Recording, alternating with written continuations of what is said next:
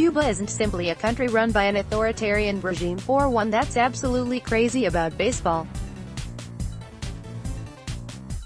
Yes, it's both of those things, but it also happens to have had an incredibly frosty, adversarial relationship with the United States over the last 60 years.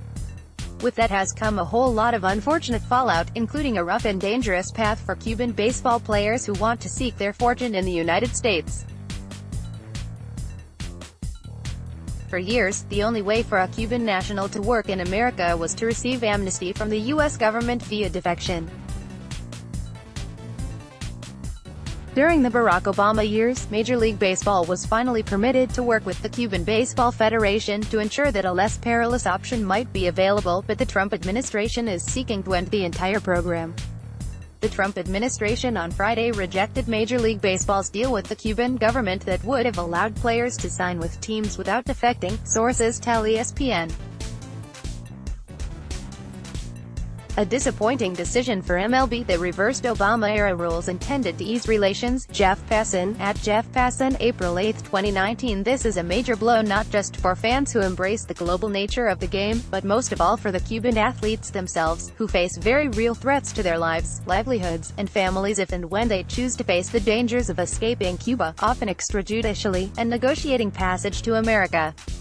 The thrust of the government's argument, as laid out in a letter from Treasury Department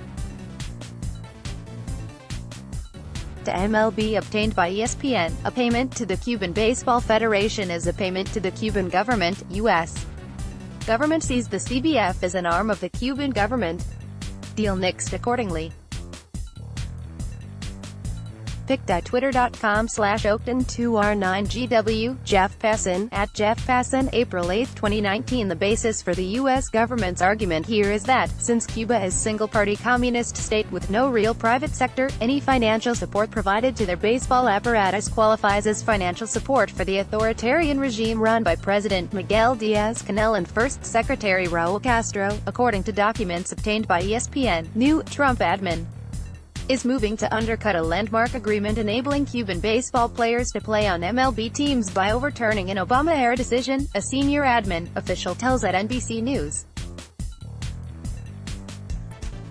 https://t.co/WSKCP78 old, NBC News, at NBC News, April 8, 2019. Though it's worth asking stern, pointed questions about even the appearance of money flowing from the U.S. to an incredibly cagey regime that's been famously closed off from most of the rest of the world for decades, this news still arrives as a setback for Major League Baseball. Some of the game's premier players hailed from Cuba, including Aroldis Chapman, Yasiel Puig, Jose Abreu, and the late Jose Fernandez.